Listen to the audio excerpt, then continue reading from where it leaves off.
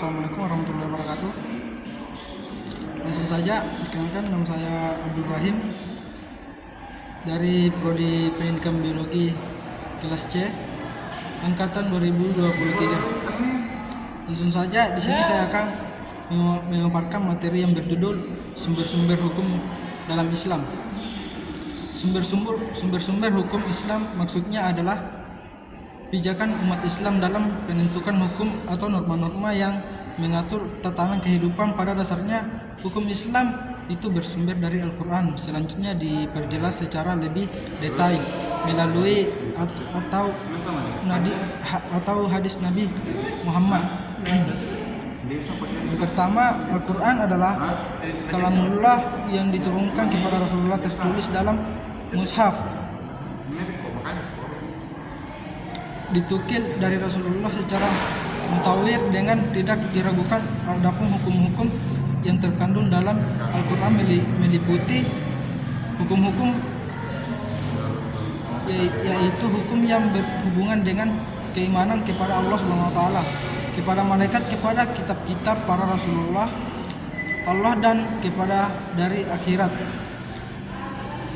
Hukum uluhiyah yaitu hukum yang berhubungan dengan manusia, wajib berakaat yang baik dan menjauhi perilaku yang buruk. Yang ketiga, hukum-hukum amaliyah yaitu hukum yang berhubungan dengan perbuatan manusia. Hukum amaliyah ini ada dua, mengenai ibadah dan mengenai muamalah, dalam arti yang luas. Hukum dalam Al-Quran yang berkaitan dengan bidang ibadah dalam bidang al-ahwal, al-syakiyah, ihwal perorangan atau keluarga disebut lebih diperi dibanding dengan bidang-bidang hukum yang lainnya.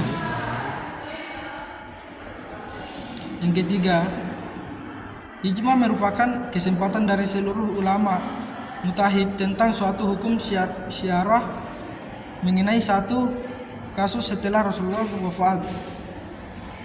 Sendiri dapat diartikan sebagai pengatur sesuatu yang tidak teratur. Dapat pula diartikan sebagai kesepakatan pendapat dari para mujtahid dan sebagai persetujuan para ulama fikih terhadap masalah hukum tertentu yang telah disepakati bersama.